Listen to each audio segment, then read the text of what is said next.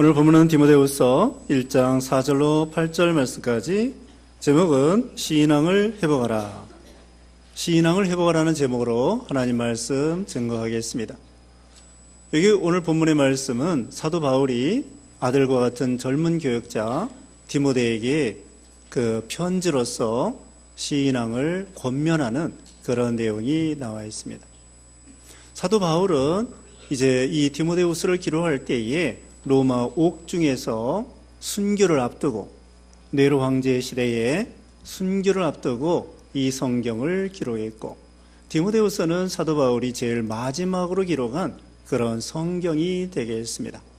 바울은 이 젊은 교육자 디모데에게 신앙으로 다시 회복하라고 권면하는 그런 내용이 들어 있습니다.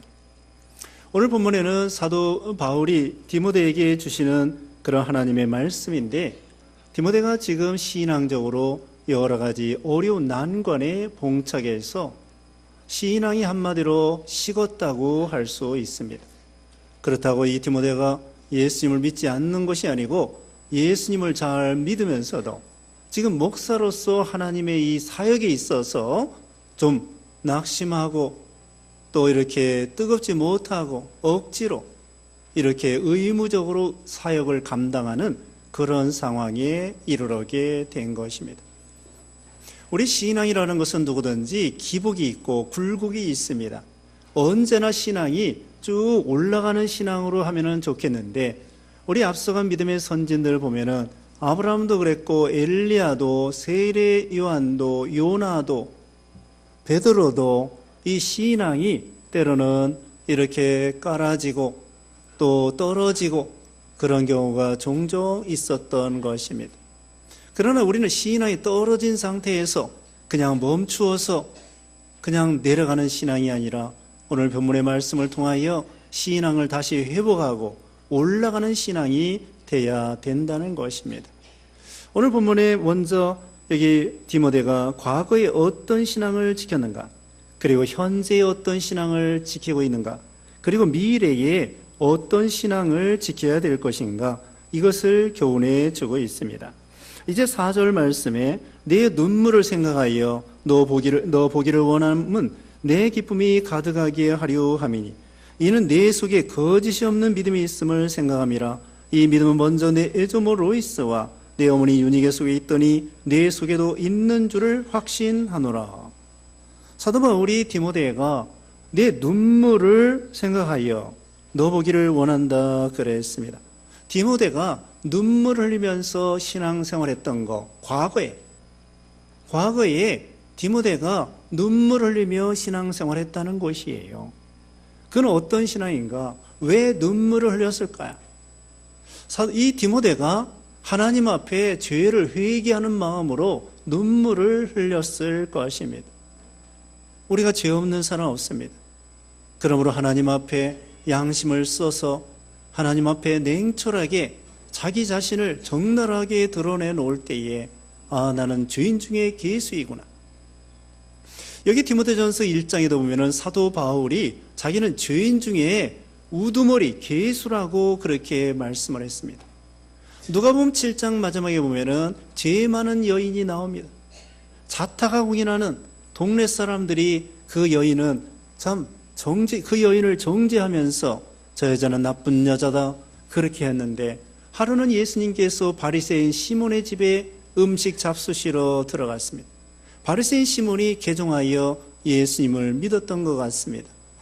예수님이 그 집에 들어가서 대접을 받는데 그 동네에 가장 죄 많은 여인이 와서 향유를 부으면서 그 눈물로 예수님의 발을 씻으면서 예수님에게 향유를 부어드리고, 그러니까 그 주인 되는 바리새인 시몬이가 속으로 생각을 했습니다. 예수님은 거룩하신 분인데 왜 죄 많은 여인이 예수님의 발에 눈물을 흘리면서 저렇게 눈물로 향유로 이렇게 닦는데 내버려 두시는 것인가? 속으로 생각하고 있는데 예수님께서 그 바리새인 시몬의 마음을 아시고서는, 시몬아, 내가 한 가지 물어보겠다. 500데나리온 빚진 자하고 50데나리온 빚진 자하고 똑같이 탕감을 받았다. 누가 더 주인을 사랑하겠는가 말씀했을 때에 많이 탕감받은 자입니다. 너는 내가 너희 집에 왔을 때 발 씻을 물도 주지 아니했고 올리브유도 기름을 붓지 아니하는데 이 여자는 향유를 부어주며 눈물로 내 발을 씻었다고 말씀했습니다. 이 사람의 많은 죄가 사해졌느니라고 말씀했죠. 그렇다고 죄를 많이 지라는 말씀이 아니라 자기 죄가 얼마나 흉악한 죄인 것을 깨닫고 죄 때문에 영원히 멸망당할 수밖에 없는데 하나님의 은혜로 구속받은 것을 생각하여 감사해서 그 여자가 눈물을 흘렸던 것입니다. 디모데도 구속의 은혜에 감사해서 죄를 회개하면서 구속의 은혜에 감사해서 눈물을 흘렸을 것입니다.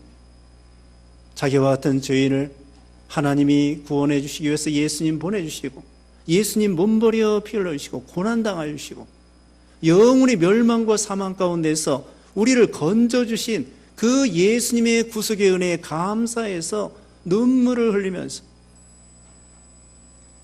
회개의 눈물이고 주님의 구원의 은혜에 대해서 감사하는 그런 눈물을 흘렸을 것입니다. 우리가 예수 믿은 다음에 정말 눈물 한 방울이 주님의 은혜에서 눈물 한 방울 나오지 않을까요?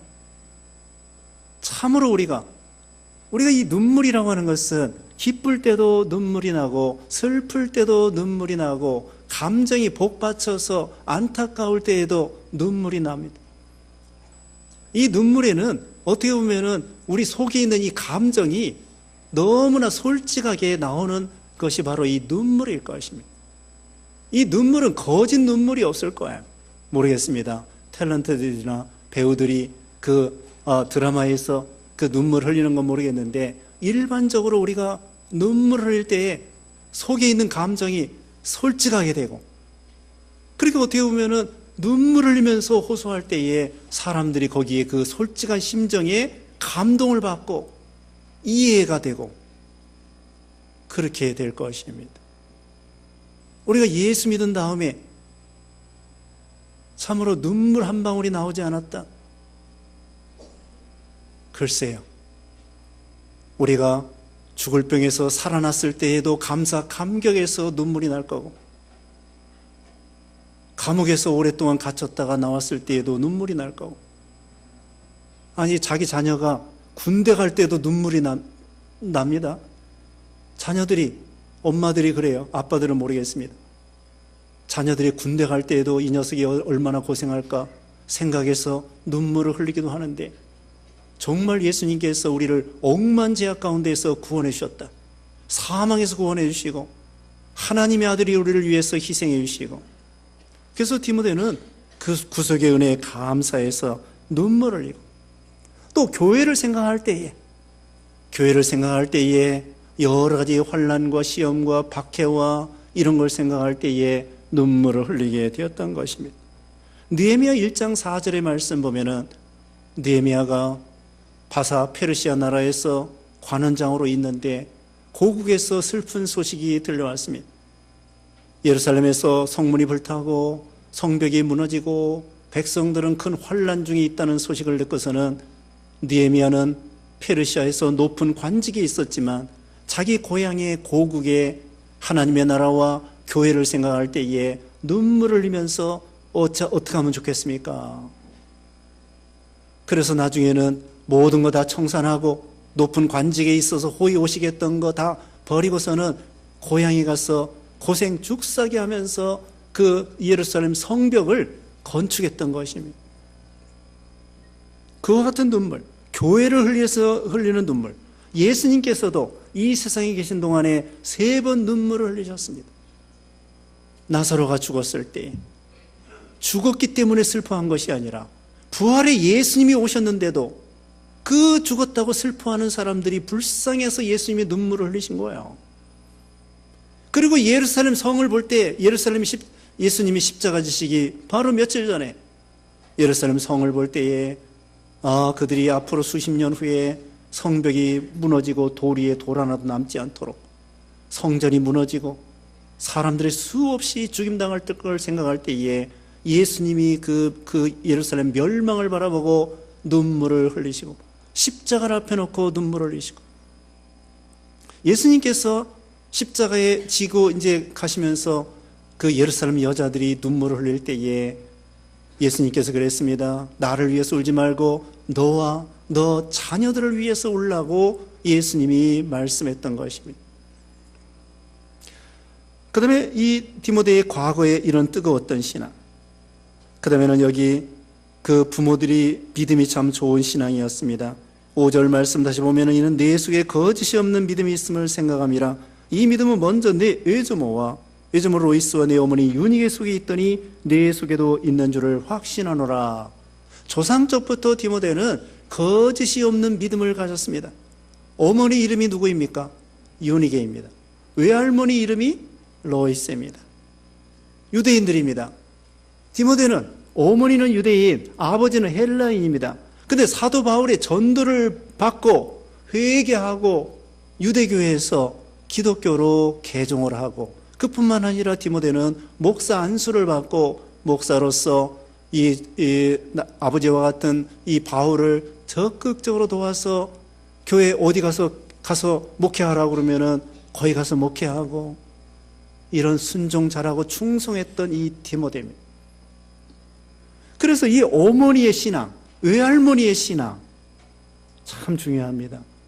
이게 뿌리가 있는 조상적부터 섬기는 그런 신앙이에요. 이 더군다나 남자들보다는 여자들이 신앙이 좋습니다. 교회에도 여자들이 많아요. 남자들은 얼마 안 됩니다. 다 어디 갔습니까? 예? 어디 가서 방탕하고 돌아다니고 집에 앉아가지고 텔레비전이나 보고, 텔레비전 보면 영생이 나옵니까? 구원받고 영생하고 뭐 조금 재밌긴 재밌겠는데, 아니 오늘 예배 드리고 그 다음에 다른 날 봐도 뭐 텔레비전 얼마든지 볼 수 있어요. 또 등산 간다. 등산 그 산 도망가는 거 아니에요. 아무 때나 가도 여기 북한산, 여기 남한산 정 늘 있어요. 아무 때나 가도 돼. 내일 가도 되고. 꼭 주일날 가야 됩니까? 남자들이 믿음이 없어요. 여자들이 보통 믿음이 좋아요. 어머니의 신앙, 할머니의 신앙, 조상적부터 몇 대조 할아버지, 몇 대조 할머니로부터 내려오는 그 신앙의 전통, 그거 참 하나님께서 그 자손들에게 덤으로 주는 은혜가 있습니다. 의인의 자손이 걸시감을 보지 못했다고 시편 37편에 말씀했습니다.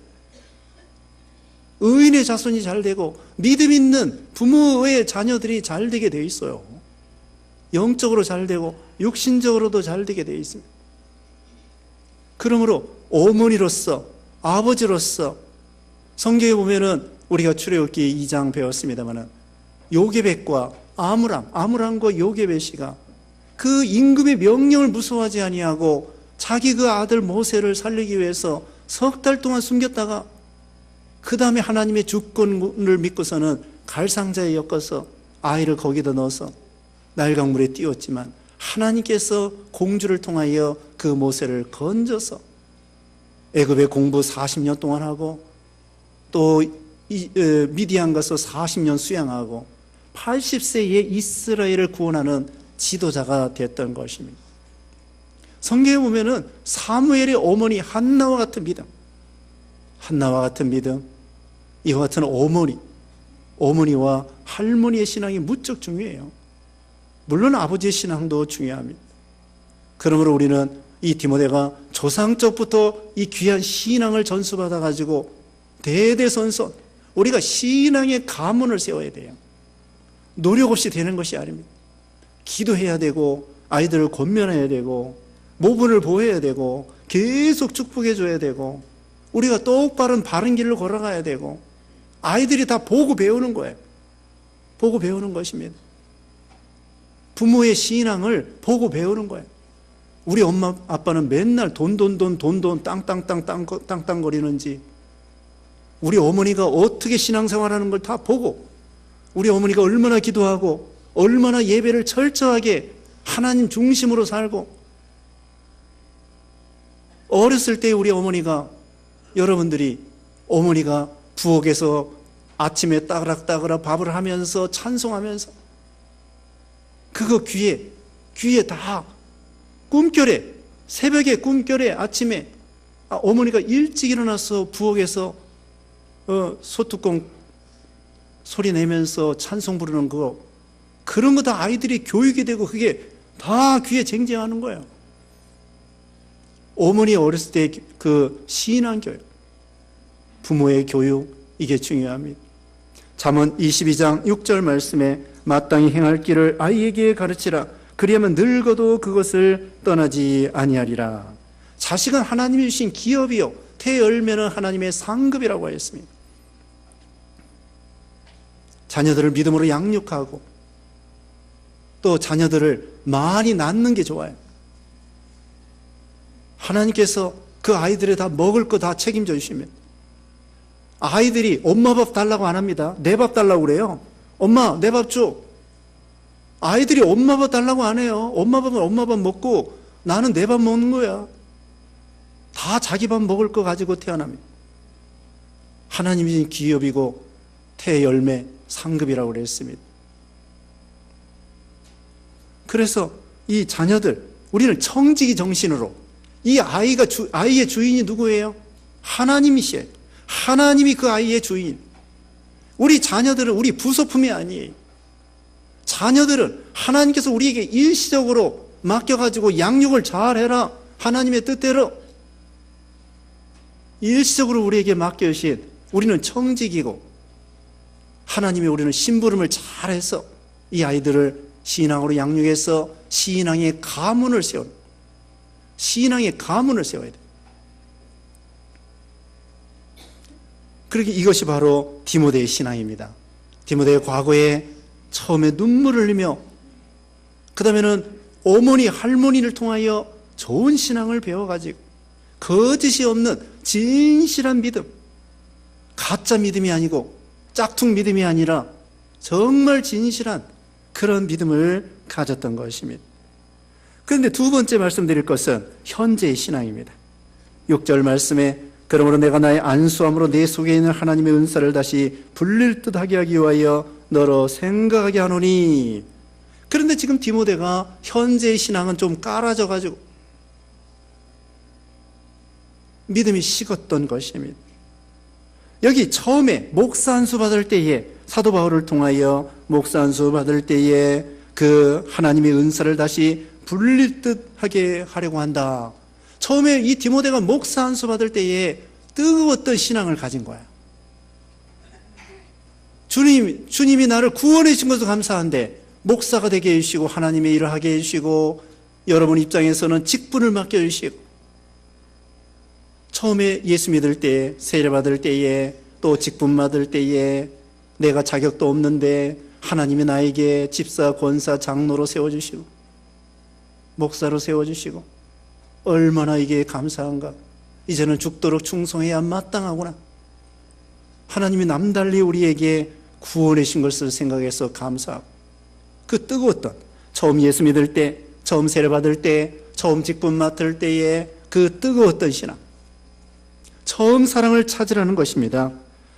에베소 교회가 계시록 2장 1절에 보면은 처음 사랑을 잃어버림으로 하나님이 책망하셨습니다. 계시록 2장 4절 5절에 너를 책망할 것이 있나니 너희 처음 사랑을 버렸느니라. 그러므로 어디서 떨어졌는지를 생각하고 회개하여 처음 행위를 내가 처음 행위를 가지라.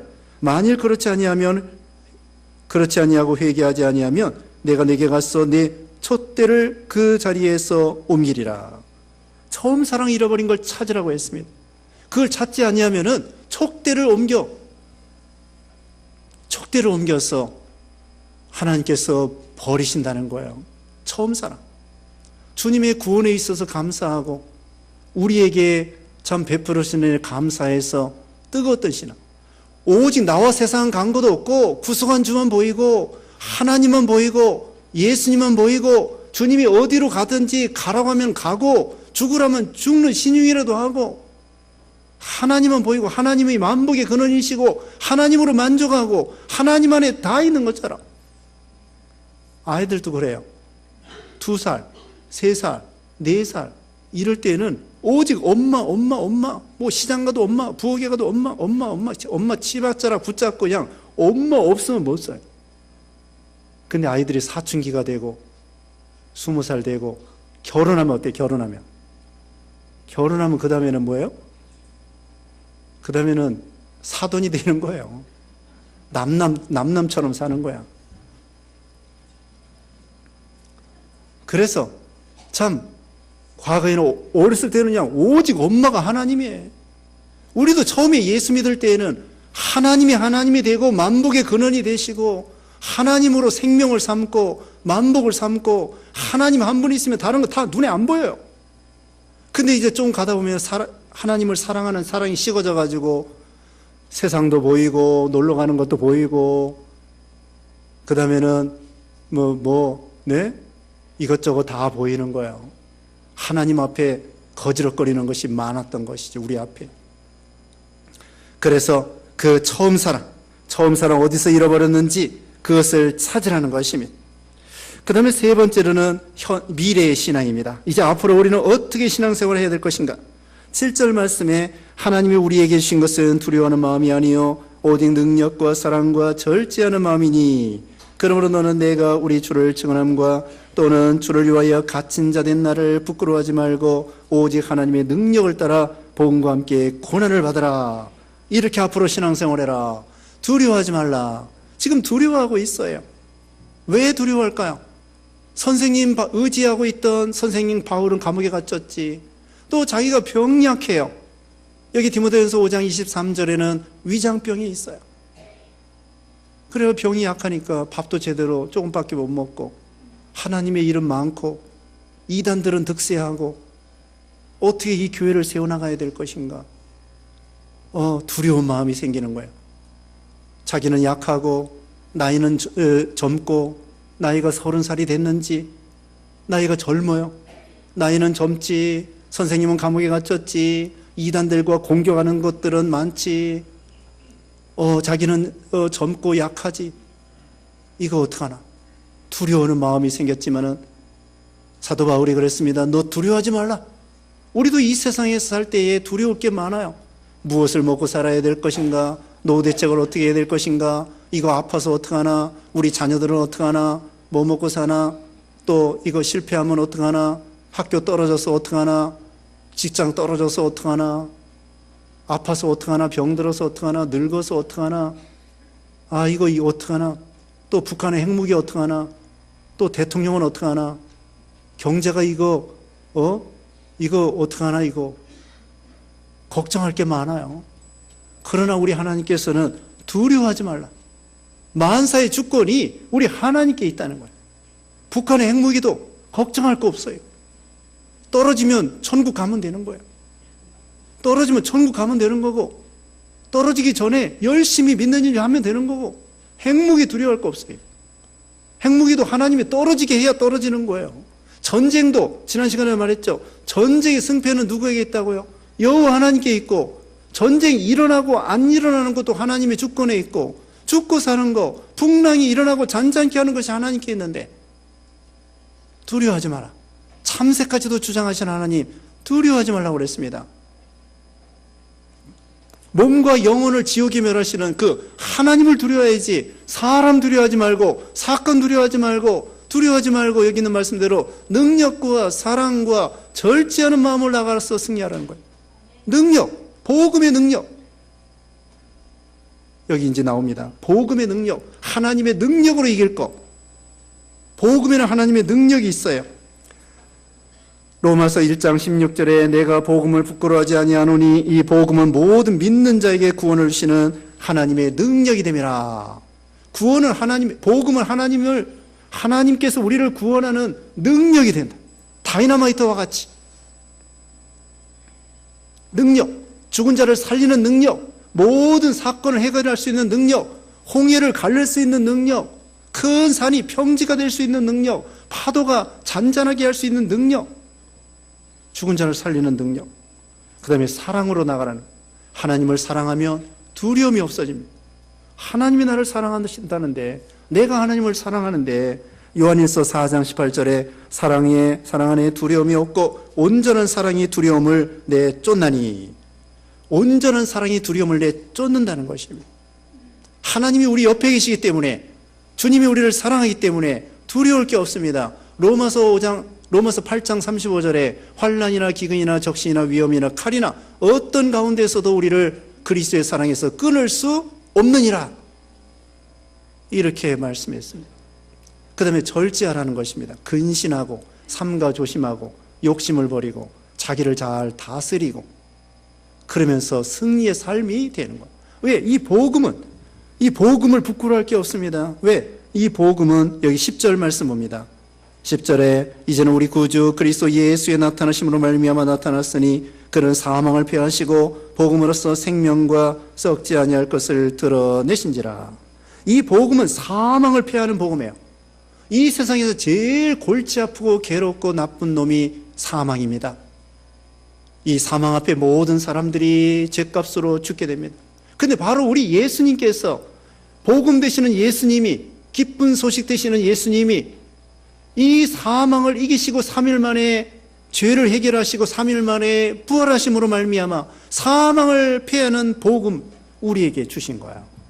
이제까지 모든 이 사망의 모든 인생들을 지옥으로 끌고 가는데 우리 예수님께서 우리에게 사망을 이기는 복음을 주시어서 우리가 이제는 부활이 있고 영생이 있고 생명이 있다는 거예요. 사망을 이기는 복음이 우리에게 주신 거예요. 그러니까 이 복음은, 사망은 모든 인생들을 죗값으로 죽이는데 복음은 사망을 죽여버리는 거예요. 복음은 사망을 죽여버리는 거예요. 예수님의 복음은 사망을 이기는 것입니다.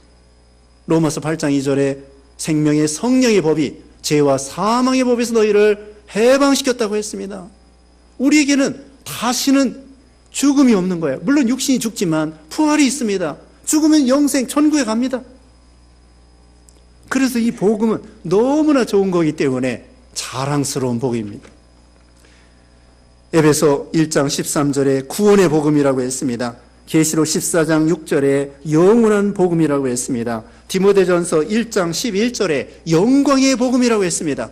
이 복음은 뭐예요? 능력의 복음, 사망을 이기는 복음, 영광의 복음, 영원한 복음, 구원의 복음. 이 복음이 너무나 좋은 거예요. 그래서 우리는 복음 되시는 예수님을 믿고 이 복음을 전파하고 복음으로 살고 복음을 부끄러워하지 아니하고 사도 바울이 복음 전하다가 감옥에 갇혔다는 거예요. 이걸 자랑스럽게 생각하는 것입니다. 여러분 뭘 자랑하겠습니까? 세상적인 거 자랑할 거 별로 없어요. 갈라디아서 6장 14절에 보면은 내가 그리스도에 못 박힌 거 그거 자랑한다고 그랬어요. 예수님이 십자가에 못 박힌 거 그거 자랑하는 거예요. 그래서 이 복음은 모든 죽은 자를 살리는 생명의 복음, 사망을 패하는 복음, 영광의 복음. 이 복음과 함께 고난받으면 복음과 함께 영광에 참여하는 거예요. 복음 전하느라고, 복음 순종하느라고, 복음 따라가느라고 고난받으면 복음과 함께, 예수님과 함께 영원한 영광에 참여해요. 예수님의 12제자들 12보좌에 앉아서 12지파를 심판하면 그런 영광의 보좌에 앉게 되는 것입니다. 우리도 여기 바울처럼 디모데처럼 우리에게 주신 복음을 가지고 증거하며 복음대로 살며 영광의 복음의 고난에 동참함으로 영광에 참여하시는 여러분 되시기를 주님의 이름으로 축원합니다. 기도하겠습니다. 거룩하신 하나님 감사합니다. 예수님을 믿음으로 구원받게 해주심을 감사합니다. 하나님 아버지, 이 영광의 복음으로 구원받았사오니 우리가 영광의 복음을 증거하는 그런 우리가 되게 하시고 고난에 동참함으로 영광에 참여하는 우리 모두가 되게 하고 처음 사랑을 찾아서 뜨거운 그런 신앙이 되게 하여 주시옵소서. 예수님의 이름으로 기도드리옵나이다. 아멘.